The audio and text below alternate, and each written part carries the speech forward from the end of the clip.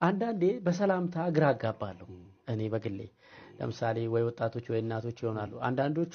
በፍቅር ሰላም ይሉኛል በደንብ ሄጄ ሰላም እናቶች በተለይ ያገኙኝ በቃ አቅፈው ይስመውኝ ምናምን ነው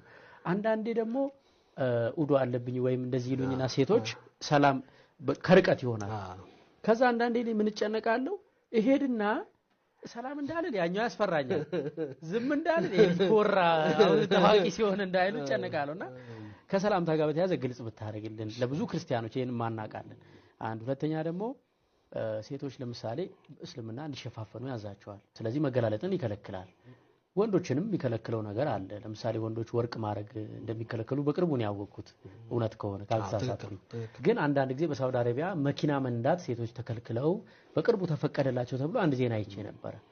አሁን አውሮፓውያን የምዕራቡ ዓለም ሰዎች ከሰባዊ መብት ጥሰት ጋር ለምሳሌ ለምን ትሸፋፈናለች ወንዱ ለምን አይሸፋፈንም ይሄ ሰባዊ መብቷን መንካት ነው ብለው ሊያብራሩት ይሞክራሉ እና ትክክለኛ እስላማዊ ምክንያቱ የመሸፋፈኗ ምክንያት ምንድነው መኪናው ጋር ደግሞ ስንሄድ እሱስ እስላማዊ ነው ወይ በትክክል በሃይማኖት ነው የተከለከለው ወይስ በምንድነው የተከለከለው እስኪ እነዚህ ነገሮች ላይ ትንሽ ነገር እናውራ ቴንክ ዩ ምናልባት እነዚህ እንደ ማህበረሰብ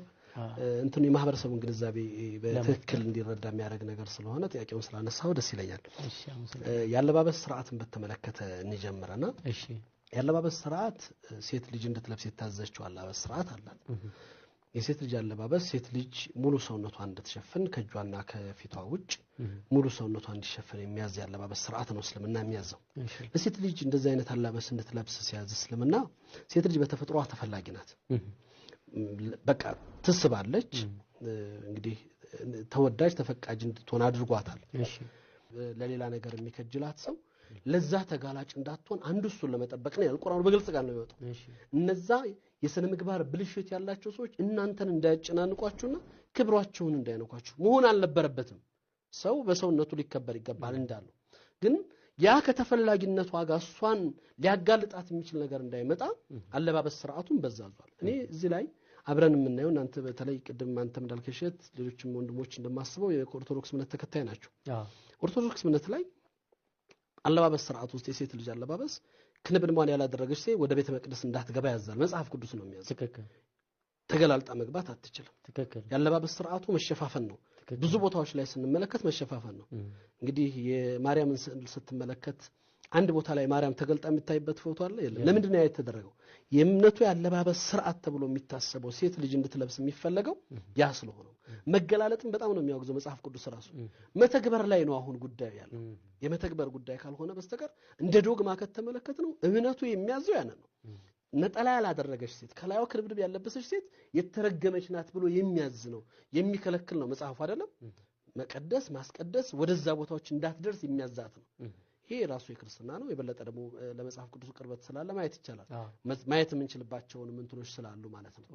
እስልምናም ከዚሁ ጋር ነው ሴት ልጅ ይሄንን ክርስቲያናውም ሆነ እስልምናው ሲያዙ ሴት ልጅ በተፈጥሮ የተሰጣት ማንነት አለ ያ ማንነቷ አደጋ ተጋላጭ እንዳይሆን እሷን ለመጠበቅ ነው ይሄ ደግሞ መብት ነው ስል አስገዳጅ ሆኖ አንተ ራስን ላጋልጥ ወይም ደግሞ በመፈልገው አለባበስ ስርዓት ውስጥ ልሄድ ብሎ ተገዱ አይደለም የመጣው አማኝ ሆና እምነቴ ይሄ ነው የሚያዘኛለች ሴት አንድ ትለብስ ታዛለች የእምነቷ መገለጫ ስለሆነ እምነቱ በግዴታ ለአማኝ ሆነ ሴት የግዴታ አድርጎታል አንድ ይሄ ነው ያለባበስ ስርዓቱ ሁለተኛ ካለባበስ ስርዓት ጋር ተያይዞ ምዕራባውያኖቹ የሚያነሱት ይሄ እኔ በተቃራኒው ነው የማየው እነሱ መበደል ወይም ደግሞ እሷን ክብሯንና መብቷን እንደመክፋት ብለው ያስባሉ አንድ እምነቷ ነው ሁለት መርጣ ነው ያደረገችው እምነት የሚያዘኝን ነገር መተግበር የእምነቴ ክብር ነው ብሎ የሚያዝ ነው የሚያዛት ነው አንዳንድ ጊዜ አፈንጋጭነት ወይም ደግሞ ይሄ የምዕራቡ ዓለም ላይ ያለው የአስተጻጸብ ጽንፈኝነት የመገለጫ ካልሆነ በስተቀር በካቶሊክ ቸርች ውስጥ ተመልከት በገዳማቶች ውስጥ ተመልከት እንደው ጸጉሯ የተገለጠ ሴት ታገኛለህ ቆብ ለብሰው ከላይት ክንብንብን አውልጠው ሰፋፊና ሙሉ ሰውነታቸውን የማያጋልጥ ቀሚስ ለብሰው የትኛውም ካቶሊክ ቸርች ሄደ ሴቶቻቸውን ብትመለከታቸው አለባበሳቸው ምንድነው ለምንድነው ይሄ የእስልምና አጀንዳና ጉዳይ ሆኖ የመጣው መብት ነው አይደለም እዚህም ኦርቶዶክስ ቸርች ላይ እዚህም ካቶሊክ ቸርች ላይ እዚህም እስልምና እምነት ላይ ሁሉም ቦታ ላይ አለ ሴቶቹ ተግብረውታል ያ ይሄ አካል ሲተገበረው ያስተምሮት ጽንፈኝነት የምዕራቡ ዓለም በራስ ፍላጎትና ዓለም ላይ ሊዘሩት ከሚፈልጉት አንፃር የሚሄዱበት መስመር ካልሆነ በስተቀር መብት ጋር የሚገናኝ ነው ብያላምን ሁለተኛ በፈለገችው አለባበስ ሚኒስከርት ለብታ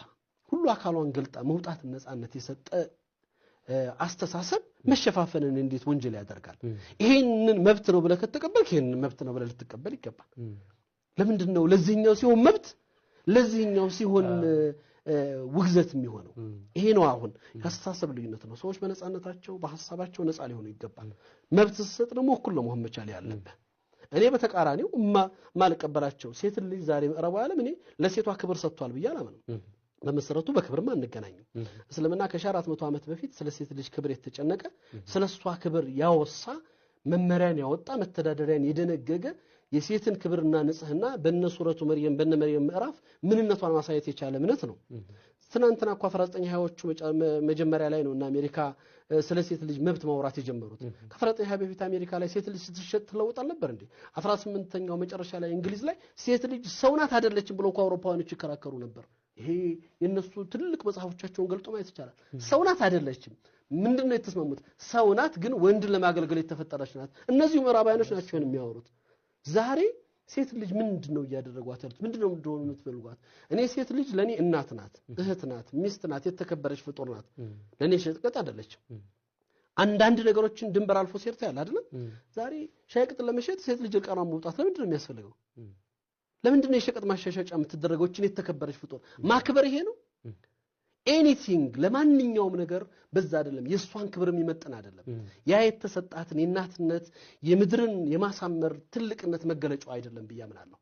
እነሱ የሚፈልጉት እሷን ሸቀጥ ማድረግ ነው አላማቸው ይሄ ስለሆነ ዛሬ የዓለም ላይ አስከፊ ሆነውን በማህበረሰብ ውስጥ ዝቅተትን የፈጠሩበት ዛሬ ትናንትና ሴት ልጅ እንዳትወልድ እንዳታገባ ወይም ደግሞ በተለያየ አይነት መልኩ አንቺም እንደወንድነሽ ለምን ብለሽ ራስሽን ወልደሽ ስቃይ መከራ ውስጥ ተከቻለሽ ተብላ ነው ዛሬ ግን ምን ሆነ አውሮፓውያኖች ትናንት የተቃወሙትን የልጅን መብዛትና ማሳደግ ዛሬ ላይ የነሱ ትውልድ እየጠፋ ሲመጣ የምትወልድናት የምታጠባናት ድጋሚ ሌላ ተጨማሪ ክፍያ የተሰጣት ሳትሰራ ይከፈልሻል ተባለች በልጅ ይከፈልሻል ልጅ አሳድጊ ወለጅ አጥቢ ማለት ጀመሩ አዩት ማህበረሰብ ቀውስ መጣ ሁሉ ነገር ተበላሽ የናትነት ሚናዋን አሳጧት ብዙ ነገሮችን ጠፋ ያንን ነው ለማስተካከል ስለሚፈልግ ሴት ልጅ የተሰጣት ትልቅ ማንነት አላት ይሄ ማለት የተከለከለችው ገደባቶች ወንድ የሚሰራው እሷ ማትሰራው ነገር አለ ለማለት አይደለም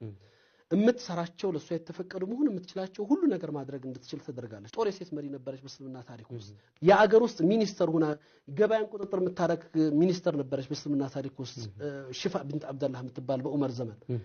ገበያን ታክሴሽን የምትመድብ የነበረች ሴት እንደዚህ አይነት በዛ አይነት ደረጃዎች ውስጥ ያለፉ ሰዎች አሉ ትችላል